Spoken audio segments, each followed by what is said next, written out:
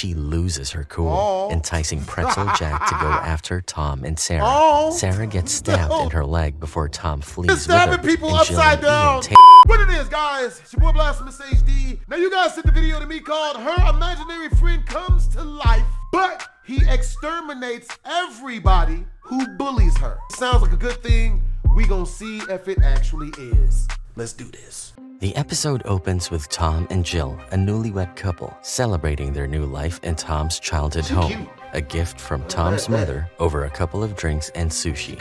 They are laughing and enjoying themselves when they hear a knock from the basement, and they go to check what caused it. The basement is full of boxes containing Tom's childhood memories with Jill, as they have known each other since childhood. Suddenly, a little dog appears from behind the closet and dashes upstairs, surprising them. Tom and Jill chase the dog, baffled and clueless as to where it came from and whether to keep it. Later that evening, Tom invites his friend Jason and his girlfriend to their place for dinner, where they discuss memories from the past and also Jill's old drawings of a character she named Pretzel Jack that they found in the basement. Jill elaborates that she had visited a circus and seen a contortionist, and, inspired by him, she made her own contortionist clown character that she would draw in the stories she wrote. The next day, the couple goes to the store to get supplies when Jill notices Tom talking to a woman, Sarah. And when they return home, Jill confronts Tom about the woman and asks if he has had an intimate relationship with her. Tom, who introduces Sarah as a client, is baffled at the accusation and reminds her that he is not her father, who abandoned her after cheating on her mom. Later, they reconcile after apologizing for what they said to each other. It is then that a mysterious door appears in the basement, and the couple is freaked out by this inexplicable appearance. To settle their nerves, Tom calls a friend, Jason, who tries to open the door forcefully. But when nothing works, he brings out his shotgun and fires multiple shots, much to Tom and Jill's horror. He only stops when the power goes out, but it does the trick and the door opens. Inside, there is a stairway that leads to another door that has a handprint on it. Jason is forbidden from using his gun again, and the three decide to ask their neighbor if they could see his basement, as they suspect that he might have created a passage to sneak into their house, but can't find anything suspicious in the neighbor's basement, and after apologizing, they leave. Over the next few days, they try everything to open the door and even call help, but nothing can open that door. One day, alone in the house, Jill goes to the basement after hearing some noise. She reaches the second door and, on a whim, places her hand on the hand imprint, which, surprisingly, opens the door. She looks around and sees a terrifying clown that looks around and bends unnaturally before running past her. Jill immediately calls the police and tells them that the intruder was already inside the house, but at that moment, they can't do anything more than keep an eye on the house for the night. Jill has been in therapy to deal with her distrust of men because of the trauma she underwent in her childhood. And now, Tom's meeting with a mystery woman makes Jill more suspicious of him. So she decides to place her trust on another man, Jason, who she asks for help and figure out what is going on in Tom's life and visits him. But their conversation soon changes into an argument when Jason blames Jill for letting her past shadow cast on her current relationship. Jill defends herself, but Jason doesn't stop there and gaslights Jill till the scary clown comes from the shadows and starts stabbing Jason till Jill screams for him to stop. The murder soon comes to light, and the investigating officers question a shell-shocked Jill at her home as she is prime suspect in Jason's murder. But something the officer said strikes Jill, and that night she goes to the basement to look at the drawing pad that has many drawings of Pretzel Jack. She can't unsee the uncanny resemblance between the character she created and the clown that fatally attacked Jason. Since then, she has been having flashbacks from her childhood about a mysterious door that was in the house she lived in, or not, she can't remember. So to put a rest to these recurring thoughts, she visits her childhood house and the new owner graciously welcomes her. While inside the house, Jill manages to sneak into her room, but she can't find the door she saw in her flashbacks. So to cross-check if she missed it somehow, she sneaks inside the house once the owner has gone out to walk her cat. Jill walks into her old room and tears down the wallpaper that covers where she saw the door And as she suspected, there is a door that is smaller than the one in her current house. She opens the door to find something peculiar inside that resembles a human figure but is too distorted to make out clearly. Jill is now convinced that Pretzel Jack has somehow come to life, and when she sees a glimpse of him in her bedroom, she screams for help. But when Tom checks and finds no one, he questions her sanity. Similarly, her therapist doesn't show any interest in what she's saying and, much to her chagrin, recommends her medicines, making her leave the session midway. When nobody believes her, Jill turns to yet another man, her neighbor Ian, who listens to her without judgment. Jill feels she can freely talk to him, so she confides in Ian about Pretzel Jack and how she believes she created the entity that killed Jason. Ian seems to understand her and presents his notion of the contortionist, describing him as her protector, and correlates his action to Jill getting angry at the people. He also confides in Jill and tells her that when he was a kid, he also drew himself a friend, a very tall character aptly named the Tall Boy. On the other hand, Tom has secrets of his own as he secretively gives Sarah's baby a toy at the park. And there's this mysterious woman with whom he occasionally meets and talks about Sarah and how much the baby looks like him, indicating that he might have fathered a child with her. These meetings are strange, and unconventional therapy sessions take place in which the woman provides Tom with a sensory deprivation pool to take his mind off the recent events and all other things happening in his life. But it is weird that she has cameras installed in therapy rooms through which she keeps an eye on Tom without his knowledge. Meanwhile, Jill has just reached home after she met with Ian when Tom gets a call on his laptop. Jill decides to take it since he's not home and is shocked to hear a child crying from the background and Sarah warning Tom not to come anywhere near her family again or she will call the cops on him. A furious Jill cannot believe her suspicions are coming true, all this while when she was made to feel she is in the wrong. Back at the anonymous woman's maze-like house, Pretzel Jack appears after Jill fails to control her anger and badly injures the woman, who tries to shoot him but to no avail. He then makes his way to Tom, attacking him with a knife and trying to drown him.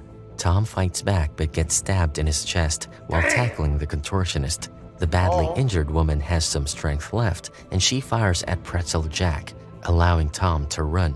But the shot doesn't do much damage, and Pretzel Jack twists his body to appear like a spider, puts himself back on his feet, and follows Tom. In the meantime, Tom gets himself in the woman's car, but he doesn't know how to drive a stick. Because of this, he accidentally puts the car in reverse and gets rammed by a van once he reaches the main road. Pretzel Jack sees the accident and decides to leave for now. Jill soon receives a call from the hospital about Tom and gets ready to leave when she hears some noise from downstairs and finds the front door open. She gets scared when all of a sudden, Ian walks in with a dog, explaining the dog had run out. She's relieved and asks him to stay with her till she heads to the hospital, and Ian offers to drive her. At the hospital, Tom is not happy to see Ian with Jill, and sensing the awkwardness, Jill asks Ian to leave. The couple is then visited by the police, who show them the footage they recovered of the clown attacking Tom in the pool. They have also identified the mysterious woman, who turns out to be a doula, and they are curious to know how Tom knew her since she never advertised her therapy sessions anywhere. When the police question him about Sarah, Tom doesn't disclose much. However, Tom is reminded of Jill's drawings of the clown contortionist and believes that a psychopath must have seen the drawings and made a mask to look like the character. He soon gets discharged from the hospital, and when they reach home, Tom asks Jill if she knows this person who is trying to harm them. Jill calmly states that he's me and takes Tom to the door to show him the carcass of Pretzel Jack she picked up when she last visited her old house. It resembles a hollow scalded mannequin, and after Jill moved out from her old house, Pretzel Jack too ceased to exist. She further explains that he has come back to protect her from getting hurt. It is difficult for Tom to wrap his head around Jill's story and questions her why Pretzel Jack tried to hurt him. Jill tells him she heard the baby when she answered Sarah's call and asks him to tell the truth. Tom finally confesses that he was involved with an already married Sarah, but he ended it after he got together with Jill. though he came to know later that Sarah was pregnant and was sure the kid was his, but Sarah didn't want her husband to know, so she threatened Tom to stay away.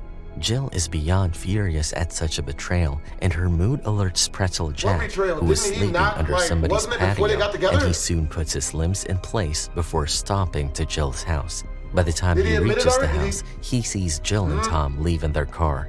The couple has decided to visit Jill's psychiatrist for a couple session to save their marriage, but it backfires because both men dismiss Jill and her story about her imaginary friend, enraging Jill.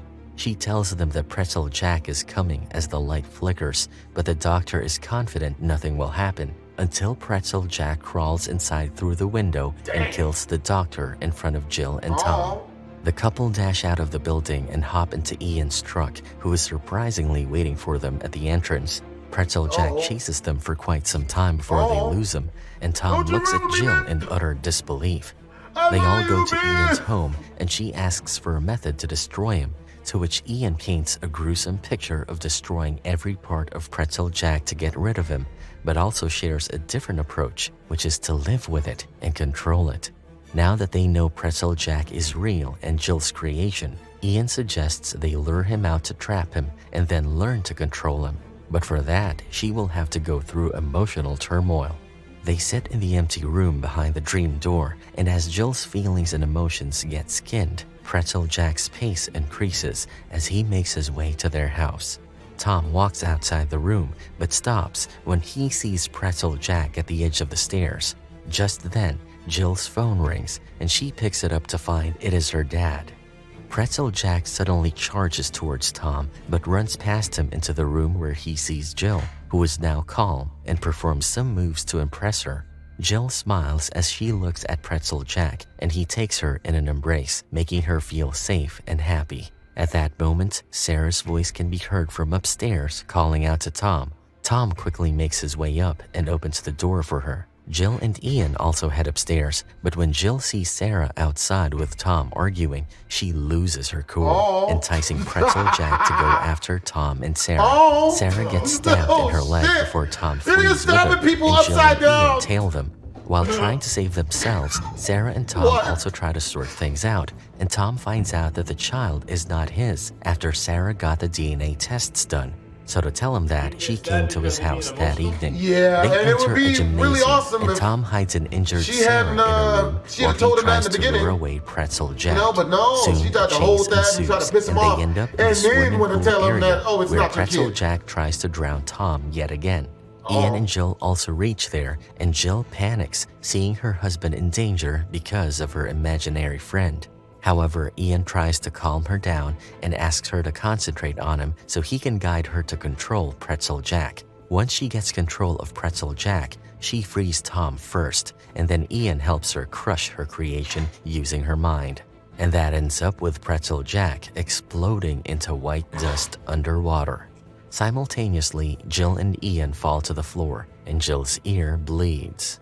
They take Sarah to the hospital, where the situation gets awkward as no one talks to the other. So Sarah asks to have a moment alone with Jill and tells her that Tom doesn't have an illegitimate child with her, putting an end to Jill's suspicions. Yet she doesn't feel at ease because Tom lied. Outside the room, Tom and Ian stand waiting, but Tom doesn't trust Ian and wanders off to avoid being in his company, but ends up meeting the detectives. Meanwhile, Jill asks Ian to give her a ride, but tells him she doesn't want to go home and wishes to learn to control her mind. Ian takes her to his family's summer home, and a feeling of deja vu suddenly engulfs Jill as she enters the house. Ian prepares the bed for her, and once she's asleep, he goes through her phone, where her dad has left dozens of messages and calls asking her to meet him. After being grilled by the detectives at the hospital, Tom returns home, tired. He calls for Jill, but when no one answers, he reaches out for his phone and finds a message from Jill's dad, Bill, who sounds panicked and asks Tom to tell Jill to meet him as soon as possible, as he has something very important to share about his family. The scene then shifts to a motel, where Bill is drinking. When he hears a knock at his door, he rushes to find it is Ian, who addresses him as Dad, indicating Jill is his half-sister. Ian despises his dad and conjures Tallboy, who gouges Bill's eyes, killing him instantly.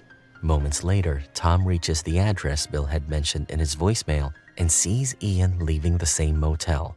Tom goes into the motel looking for Bill, but the room Bill had mentioned is empty, as if he was never there. The next day, Ian starts training Jill and reveals he created her dog, which astonishes her.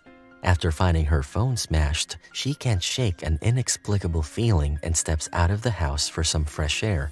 Unbeknownst to her, Tallboy is keeping a vigil on her. Once back inside, she hears rustling from within a closet. She opens it to find a stuffed dog toy that looks exactly like she had when she was a little girl. Fear grips her immediately as she realizes something is very wrong, but she composes herself before Ian and says she needs to go home. Back at the house, Tom spots his dog's twin that takes him into Ian's home, and after finding no one's home, Tom snoops in to find Jill's pictures and proof that reveals Ian is Jill's half-brother. Ian and Jill return home and find Tom inside the house with all the pictures, and he confronts Ian about it. Jill suddenly remembers why the house looked familiar, because it was the same house where her dad had taken her and her mother a few times, and she had left her stuffed dog there. She puts the pieces together and is furious that he lied to her, but Ian wants her to understand he did everything for her and takes them to show Bill's corpse in his garage, but it is half chewed by hungry dogs that are Ian's creation. Horrified by what she has just witnessed, Jill steps back and yells at Ian to stay away from her and calls the cops. The cops and the detectives soon arrive, and Ian confesses to killing his dad and also takes the blame for Jason's killing. He further states that he needed the condo he lives in to be near Jill, so he put the house owners to rest. He is arrested and taken away by two detectives, and as he is being transported, they get stuck behind a school bus and wait for it to move. Just as they are waiting, Tallboy comes from behind, holding drilling machines, and brutally kills the detectives. Jill and Tom reconcile after the time apart and realize how much they love each other. Tom steps out of the house to see Ian standing on his porch, covered in blood. Tom calls a cop who is at the neighboring crime scene, but to his horror, Ian makes Tallboy slay the cop. Never mind. Tom tries to run inside, but Ian has already conjured a door behind Tom, through which a red-hooded entity stares back at Tom. Jill calls out to Tom, but he doesn't answer, so she goes out and finds the body of the cop and a message for her, asking her to meet at the ghost neighborhood, written by his blood. In the ghost neighborhood, Tom is seen being dragged by the Tallboy into a building under construction, and he stops near Ian, who has just finished eating to keep up his strength. He confesses that he loves Jill in a pure, uncomplicated way and sees them being connected by the abilities they possess, much to Tom's disgust. But Tom doesn't stay longer to hear his nonsense and makes a run for it as soon as he gets a chance and finds him being pursued by the Tallboy. Meanwhile, Jill arrives at the ghost neighborhood in search of Ian. Unbeknownst to her, the hooded entities are following her, and when the security guard tries to stop her, those entities attack the security guard, stabbing him to death. Jill gets appalled and runs to hide from them, and Tallboy revving his drill nearby. She soon finds Tom, but after he forces himself onto her, she realizes it is not Tom, but Ian's creation with a psyche so he can feel Jill. Upon realizing this, she flees, and Tom's doppelganger chases her till she impales him with a piece of fence. Just as the fake Tom breathes his last, the real Tom comes, and to prove that he is real, he cuts himself with a nail, showing Jill his crimson blood. Jill finally breathes a sigh of relief and hugs Tom. It is the following day, and they step out in the open and soon get chased by Tallboy. They hide in a house where Jill concentrates on conjuring Pretzel Jack while Tom distracts Tallboy. Just as Tallboy is about to attack her, Pretzel Jack appears, and an epic showdown between the imaginary friends of the part siblings begins. In no time, Pretzel Jack snatches Tallboy's drill and cuts his head in half, eliminating him. To put an end to their ordeal, Jill suggests they finish Ian. Ian knows what's coming next, so he runs and uses the last bits of his energy to revive Tallboy. He continues running, and the trio tails him into another abandoned home. Jill finds Ian in a room with dozens of different colored rooms. Ian is not ready to give up on Jill and starts tackling her, which is witnessed by Pretzel Jack. But before he can rescue Jill, he is attacked by the now revived Tallboy, who splits Pretzel Jack's body in half.